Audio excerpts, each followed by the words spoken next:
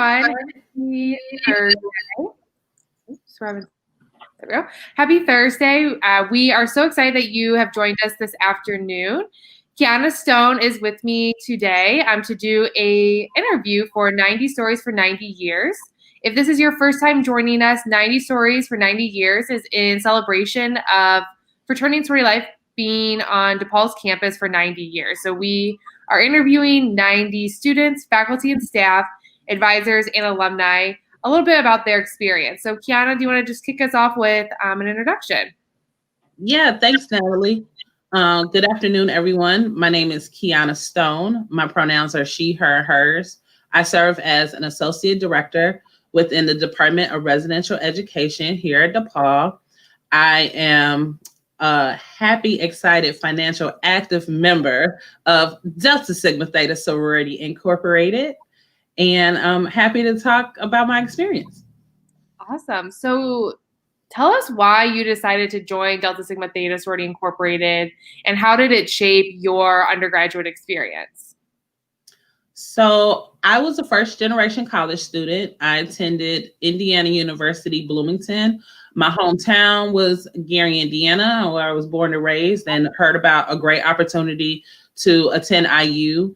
And I had a classmate who graduated a year ahead of me, and she was the first person to kind of share her college experience. And she had told me about what she was looking to get involved in and looking to do, and shared with me about fraternity and sorority life. I had only known just a little bit, as I was the first to go to college. I had in my family, and she shared with me a little bit. Some of the things I'll say were the initial stereotypical things, but were talked about like, these are the leaders, the movers and shakers on campus. And so once I got to campus and got to see that experience for myself, and of course, we think about all of the limelight of the pretty jackets and, how they show up at events and different things like that.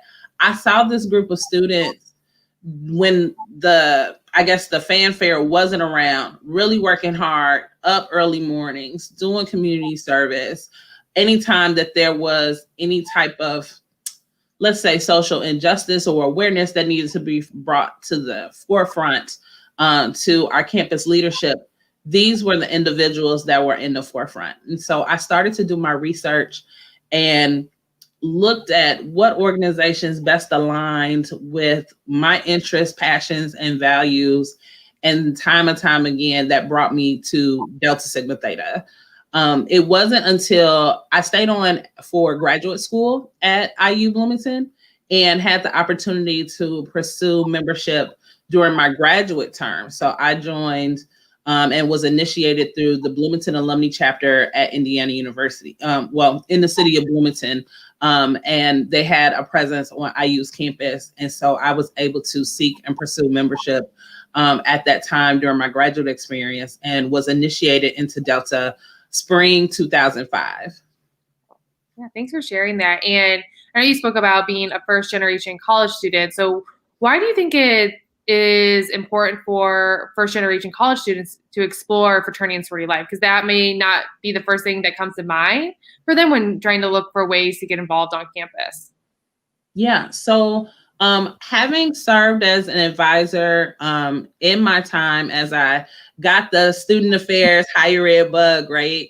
I could fall back on my experience. A lot of my friends joined, whether it was Delta or Alpha Kappa Alpha, Sigma Gamma Rho, or my friends that chose to go to the Panheld or went IFC or looking at our NPHC fraternities. We had, it was just a passion, wanting to be a part of something bigger than ourselves, and then looking at all of the benefits that you got to curate events and experiences to better the community. Mm-hmm. And I had the great opportunity, because my financial background was not in place. I could not afford, among a number of other things, as a first gen, to unfortunately have that experience. during my undergraduate time, because sometimes things happen and the finances weren't always there, or my workload that particular semester was a bit much to take on getting involved. I constantly, connected and volunteered alongside the Deltas and a number of different organizations across the board. And what I have shared with undergraduate students was that, the collegiate experience is the training ground for the rest of your life, especially at DePaul, because DePaul, as our mission talks about, being global leaders, being good citizens, using your voice, your access, your privilege to help those on the margins. It parallels very well when we think about fraternity and sorority life and the service components, the civil justice and action, community outreach components. And what better way to get your tools in your toolbox, if you will, is doing that alongside like-minded individuals that will ultimately become your surrogate brothers and sisters in arms. Awesome. So you kind of spoken about the community service aspect, and then really the social justice aspect as well of your organization. What is your favorite value or commitment of your organization, and why? So thinking about Delta, as you can see, it puts immediate smile on my face.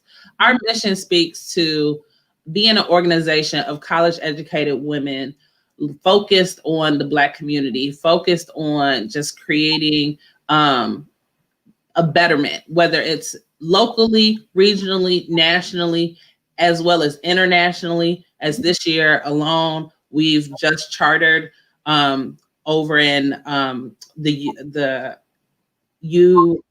going to get this wrong, but looking internationally at the areas of Abu Dhabi and over in the Middle Eastern area, we just chartered a new chapter, alumni chapter there. And so looking at that reach on a global level, I think is one of the things that I think excites me, that knowing that what I am doing will better improve my community, will better improve the livelihood of families on a number of different levels.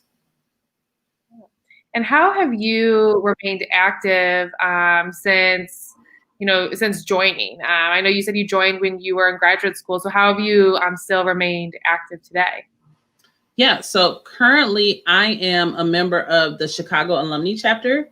I've been a member of the Chicago Alumni chapter since moving to Chicago in 2012. It was very important to me that I stay engaged and active. This Chicago Alumni would be my third chapter. For us in Delta, we look at our membership as a lifetime commitment. And so I try to make sure that I stay engaged of looking at the promises and the commitments that I said back on April on a Sunday afternoon in 2005, that, what are the ways that I can continue to stay engaged and continue to provide service to the community and, continue to give back. And so I've been able to do that with Chicago Alumni. Currently this year, I serve as a co-chair for our music committee. We could do a number of different things throughout the year. We have had to shift some of our outreach within my committee due to COVID, but some of the other things that, in terms of providing music and song, we have a number of different programs that require, or it's a nice accompaniment to our programs. And so I serve on that committee. I also serve on our membership services committee and our collegiate transition committee, because something that's really important is that we want to make sure that we're staying engaged and connected with our collegiate members.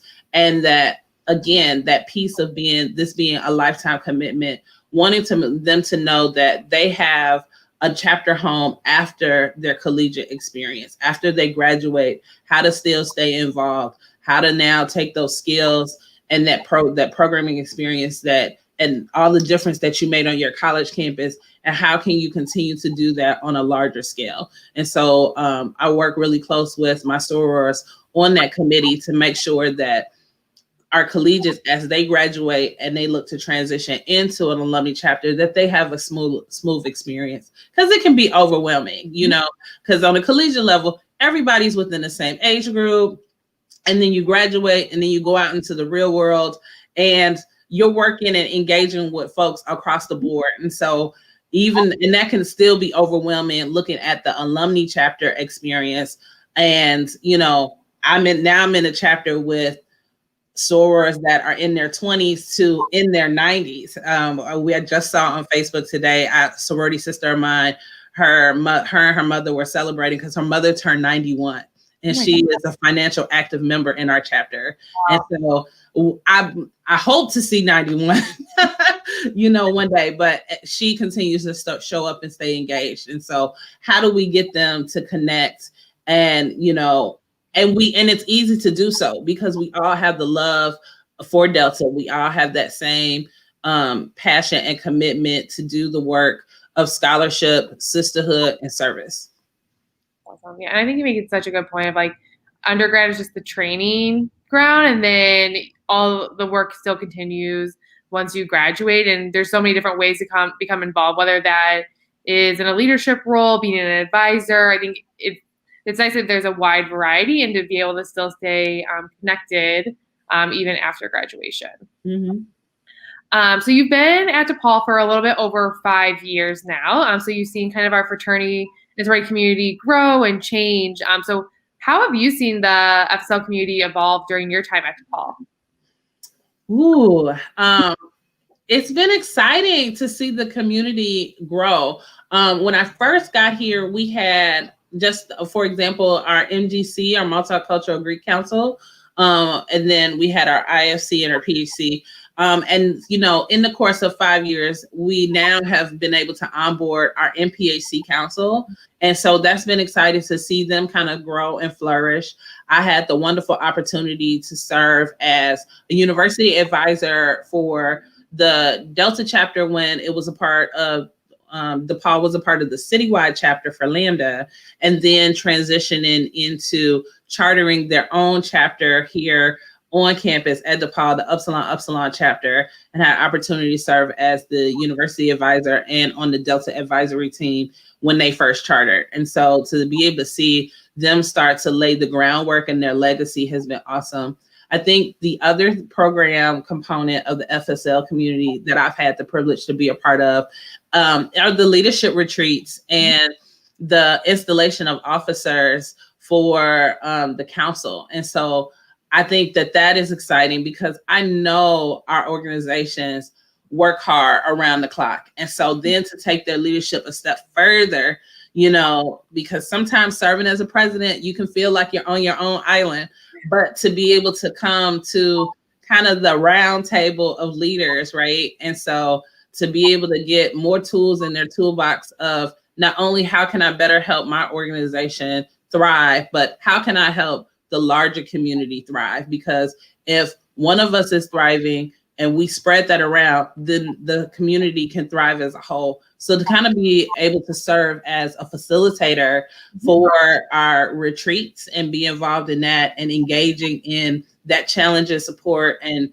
critical conversations and unpacking some of the issues that may come up for organizations or may come up for the different councils and helping them navigate through that. And to see them come up with those solutions on their own, I think has been really exciting. I think there's still a lot of work to do. I think the students also recognize that there's more to be done. What must be done, right? You know, that they understand that and that they are committed to coming back year after year, filling those positions and continuing to answer that call to better the community. Yeah, I am sad that we won't be going back to the Illinois Beach Resort and Conference Center. I know that's a favorite amongst the FSL community and all the facilitators that join us every year. It's always a good time at the beach. Oh, yeah. So what is your best advice for someone who's interested in joining the FSL community or is kind of on the fence or like, I don't know if I should do this or not? So what's your advice? My advice would be do your research. Do your research, learn what, not just, it's not just about what you see. Because the work really happens sometimes, like I said, when there aren't the cameras rolling, when there aren't the crowds and the events. And so, as you do your inventory around what are my values, what are my passions and interests, what organizations best align with that, and where do I see myself, then that's where I would start.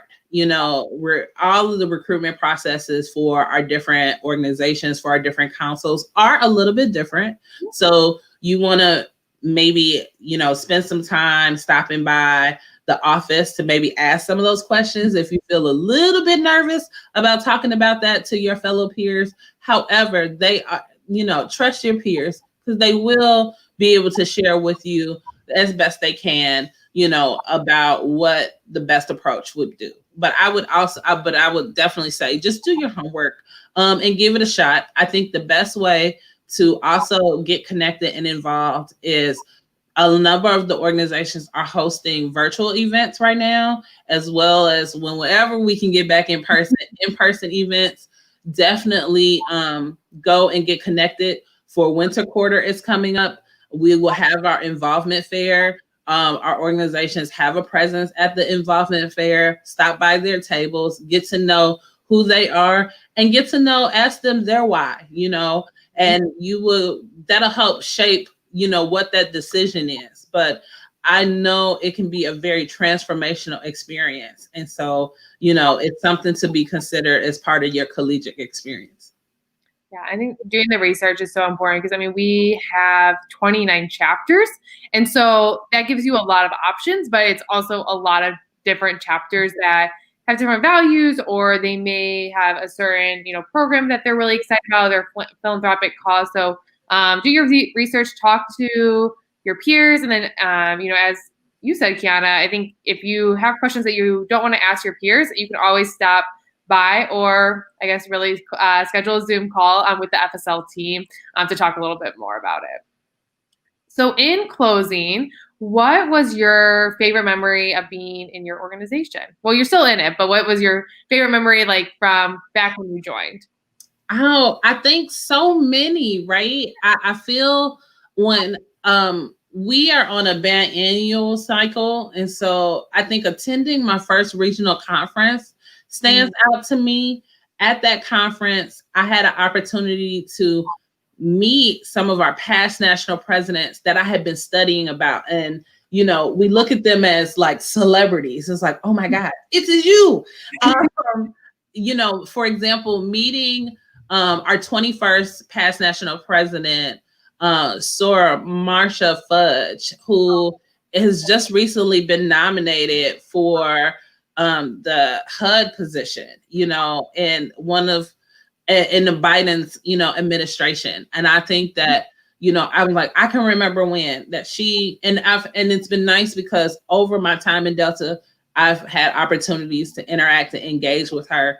And she has been so personable and so passionate about not only the things of Delta, but her serving as a U.S. representative for the 11th district in Ohio, and her work there, her work with the Black National Caucus, and knowing that she will do a great job as, the HUD secretary is amazing, So I would say that is something that stands out to me. And then most recently at one of our past regional conferences, I was asked to sing the national anthem at our social action luncheon. And so on being able to walk up on the dais and see so many of our past national presidents, because it's social action, we have the who's who in our U.S. government and leadership.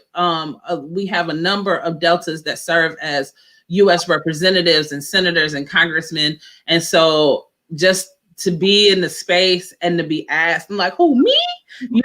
Like, don't mess this up.